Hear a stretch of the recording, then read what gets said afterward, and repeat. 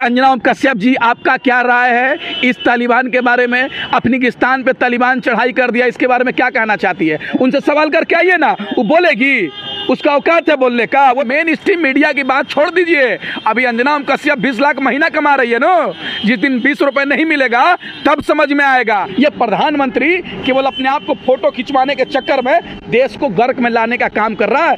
ए भाई, प्रधानमंत्री झूठा है। जो संगठन बोलता है मुसलमानों को जय श्री राम बोलो, वो तालिबान से कम है क्या? जो संगठन देश की राजधानी दिल्ली में आके कहता है मुल्ले काटे जाएंगे, जय श्री राम चिल्लाएंगे, वो संगठन आतंकवादी नहीं है तो क्या है? सवाल करते हैं।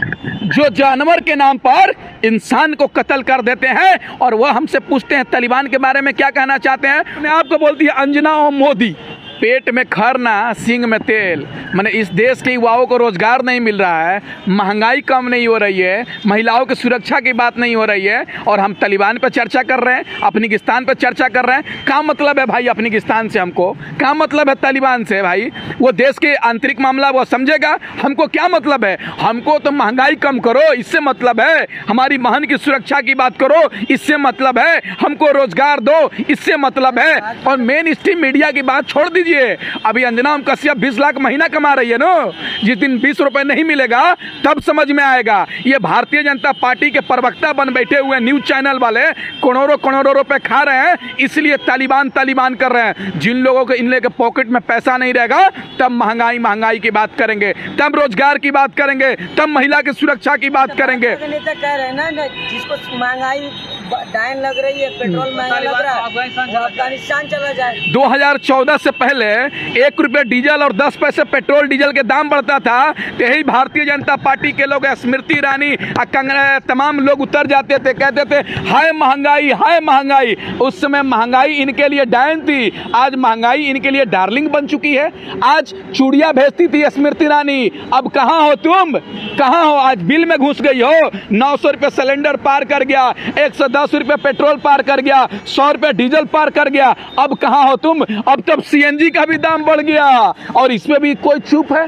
इससे क्या सिद्ध होता है कि ये लोग केवल सत्ता में आना चाह रहे थे, सत्ता में आ गए, इनकी बात खत्म। पत्रकार ये लोग क्या कहते थे पहले 2014 से पहले, लेकिन आज प्रधानमंत्री से सवाल करने का इन मेन स्ट्रीम मीडिया का औकात नहीं है। अब भारत के अंदर लगातार जो मुसलमान कम्युनिटी के लोग हैं, मुस्लिम कम्युनिटी के लोग हैं, उनसे और उन मुस्लिम नेताओं से अब ये सवाल किया जाने लगा है, क्या तालिबान ने अच्छा किया? क्या तालिबान वहाँ पर जिस तरह से अफगानिस्तान पर कब्जा कर लिया है, उसके बारे में आपकी क्या राय? ऐसे लोग सवाल अब करने लगे, क्या लगता है उत्तर प्रदेश में तालिबान मुद्दा हो जाएगा क्या? एक बात बताइए, वो सवाल करते हैं जो जानवर के नाम पर इंसान को कत्ल कर देते हैं और वह हमसे पूछते हैं तालिबान के बारे में क्या कहना चाहते हैं। वो लोग एक धर्म के नाम पर, अपने भगवान के नाम पर निर्दोष लोगों की हत्या कर देते हैं, उन पे हमला कर देते हैं, उनकी घर तोड़ देते हैं, दुकान लूट लेते हैं, और आप हमें इंसानियत का पाठ पढ़ाते हैं। हमको ऐसा इंसानियत का पाठ नहीं चाहिए। जो दंगाई हिंदू मुस्लिम के नाम पर गरीब मुसलमानों को घर तोड़ने का काम कर रहा है,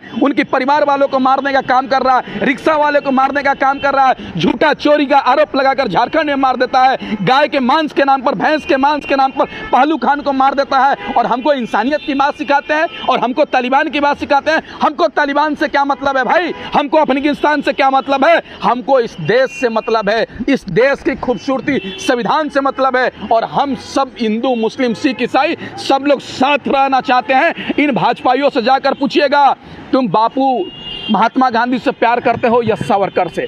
इन दंगाइयों से पूछिएगा तुम पंडित जवाहरलाल नेहरू से प्यार करते हो या नरेंद्र मोदी से? तुम देश को बर्बाद करने वाले से प्यार करते हो या देश को आबाद करने वाले को तुम चाहते हो? उनसे पूछिएगा तो महात्मा गांधी के हत्यारे गोडसे को पुजारी लोग हमको देशभक्ति सिखाएंगे, हमको देशभक्ति सिखाएंगे। हमारे दादा का नाम इंडिया गेट पर लिखा हुआ है और इनका दादा का नाम जाकर पता कर लीजिएगा माफी मांगने वालों में लिखा हुआ है, और हमको देशभक्ति सिखाएंगे। हमको सिखाते हैं अफगानिस्तान के बारे में क्या कहना चाहते हैं। तुम लोग सफाई दो कि हिंदू राष्ट्र में रहना चाहते हो या सेकुलर कंट्री में रहना चाहते हो। अगर सेकुलर कंट्री में रहना चाहते हो तो हिंदुस्तान में रहो, और हिंदू राष्ट्र में रहना तो श्रीलंका चले जाओ और नेपाल चले जाओ। हम कहीं नहीं जाने वाले हैं, यही पैदा हुए हैं, यही मरेंगे। मीडिया तो वही पूछ रही है कि आपका क्या कहना है? हाँ, आप क्या कहना है? तो मीडिया से भी पूछ लेते आपका भी कहना क्या है। मिस्टर अंजनाब कश्यप जी, आपका क्या राय है इस तालिबान के बारे में? अफगानिस्तान पे तालिबान चढ़ाई कर दिया, इसके बारे में क्या कहना चाहती है? उनसे सवाल करके आइए ना, वो बोलेगी, उसका औकात है बोलने का। वो तो मोदी मोदी करती है, अपने आप को बोलती है अंजना और मोदी। तो अब क्या कहिएगा? देश के प्रधानमंत्री मोदी को भी बोलना चाहिए, क्योंकि अफगानिस्तान और भारत का एक बहुत अच्छा मैत्री संबंध था, दोस्ती थी, लेकिन प्रधानमंत्री ने भी ट्वीट भी नहीं किया और ना कोई बयान दिया गया जब तालिबान जब कब्जा कर। प्रधानमंत्री को चुनाव प्रचार करने से फुर्सत रहेगा तब न वो ट्वीट करेंगे। हो बंगाल चुनाव में व्यस्त है, उसी समय तालिबान उस पर चढ़ाई कर रहा था अफगानिस्तान पर। एक दिन में अफगानिस्तान पर चढ़ाई कर दिया है तालिबान। 20 वर्ष से लड़ रहा था, उस समय कहाँ थे? एक बात सुनिए, तालिबान अमेरिका मीटिंग कर लिया था, शांति समझौता कर लिया था कि अफगानिस्तान से अमेरिका सैनिक को हटा देंगे। उस समय हमारे प्रधानमंत्री क्या कर रहे थे? बंगाल में प्रचार कर रहे थे, कह रहे थे ओ दीदी दीदी धूमई गई, यही तो कह रहे थे। और इनके विदेश नीति खराब नीति होने के कारण, जिससे हमारा अच्छा रिलेशन था अफगानिस्तान से, जहां से करोड़ों रुपए नहीं खरबों रुपए का हमारा बिजनेस व्यापार होता था, देखिएगा ये प्रधानमंत्री चौपट कर देगा। अभी भी भारत ने 23,000 करोड़ का इन्वेस्ट किया है अफगानिस्तान के अंदर। क्या 23,000 करोड़ रुपए जो इन्वेस्ट हुआ है, क्या वो डूब जाएगा? बिल्कुल, ये प्रधानमंत्री के चलते हमारा 23 लाख करोड़ रुपए 23 लाख करोड़ रुपए बर्बाद होगा। ये प्रधानमंत्री के चलते, इसके विदेश नीति के खराब के बदौलत ये हमारा 23 लाख करोड़ रुपए बर्बाद होगा। अब बताइए ना, पूरी दुनिया तालिबान के लोगों से बात कर रही है और आप बात नहीं कर रहे हैं। अमेरिका साथी समझौता कर लेता है। जो अमेरिका तालिबान को आतंकवाद कहता है, जो कहता है कि आतंकवाद को बढ़ावा देती है, आतंकवाद को पैगाम देती है, उससे शांति समझौता करता है, उससे बैठक करता है। आप नहीं कर सकते हैं? क्या लगता है भारत को भी बातचीत करनी चाहिए तालिबान को? क्या उसको एक ऑर्गेनाइजेशन संगठन को वैधता दे देनी चाहिए भारत? बिल्कुल, प्रधानमंत्री जी को तालिबान से बात करना चाहिए। जब पूरे दुनिया के प्रधानमंत्री राष्ट्रपति बात कर सकते हैं तो आप क्यों नहीं कर सकते हैं? आपका 23 लाख करोड़ रुपए का व्यापार चलता है अफगानिस्तान से, क्या व्यापार बंद कर देंगे? क्या आपका 23 लाख करोड़ रुपए आपका क्या होगा? चौपट चल जाएगा, खत्म हो जाएगा? हाँ, वही तो कह रहे हैं हम, वही तो कह रहे हैं, वही तो बात कह रहे हैं। ये किसके बदौलत रुका हुआ है?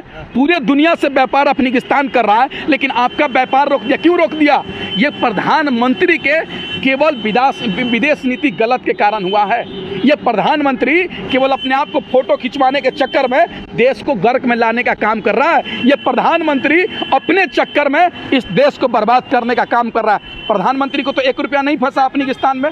23 लाख करोड़ रुपए जो फंसे हैं, इस देश के नागरिकों फंसे हुए हैं।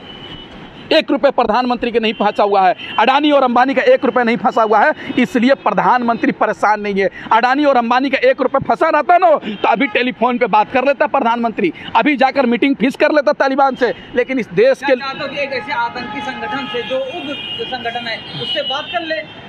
आप बताइए, पूरे दुनिया के लोग बात कर रहे हैं या नहीं कर रहे हैं? अमेरिका बात कर रही है, नहीं कर रही है? अमेरिका मीटिंग करती है या नहीं करती है? जब सब देश करने को तैयार है तो आप नहीं कर सकते हैं क्या?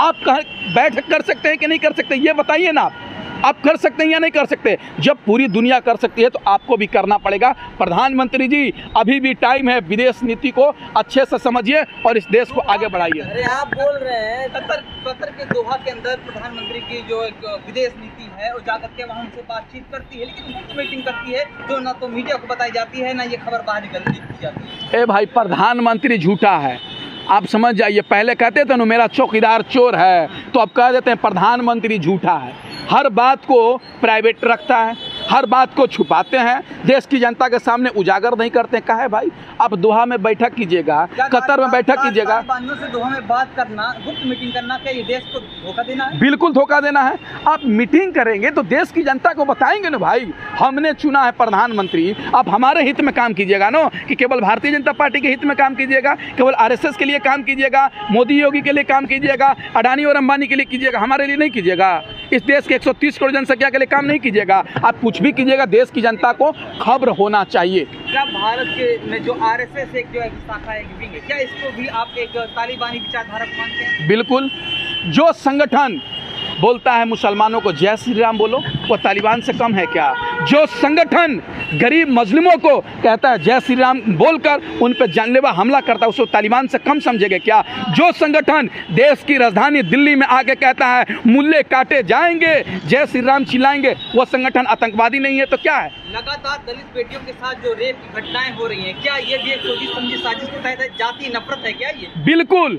आज बताइए, उत्तर प्रदेश के अंदर रेपिस्ट चेंगर को बचाने के लिए तिरंगा लेके उतरते हैं, कश्मीर में आसिफा के बलात्कारी को बचाने के लिए तिरंगा झंडा लेके निकलते हैं भारतीय जनता पार्टी के लोग। दिल्ली के अंदर आपने देखा होगा, दिल्ली कैंट के अंदर 9 वर्ष की बच्ची के साथ रेप हो जाता है, मंदिर के अंदर, शमशान घाट के अंदर, और पुजारी के साथ 4-4 दरिंदे मिलकर उस बच्ची के साथ बलात्कार करते हैं, और उससे मन नहीं भरता है तो उसको जलाने का काम करते हैं। उसी तरीके से उत्तर प्रदेश के अंदर मनीषा बहन के साथ भी इसी तरह बलात्कारियों को बचाया गया, और पुलिस के माध्यम से भारतीय जनता पार्टी ने हमारी बहन को आधी रात को जलाने का काम किया गया। जो हिंदू संस्कार में किसी भी लाश को रात में अंतिम संस्कार नहीं कर सकते हैं, भारतीय जनता पार्टी ने सबको ठगने का काम किया था। देशभक्ति के नाम पर देश को ठगा, राम राज के नाम पर श्री राम भगवान को ठगने का काम किया, और देशभक्त के नाम पर देश के लोगों को ठगने का काम किया, हिंदू तत्व के नाम पर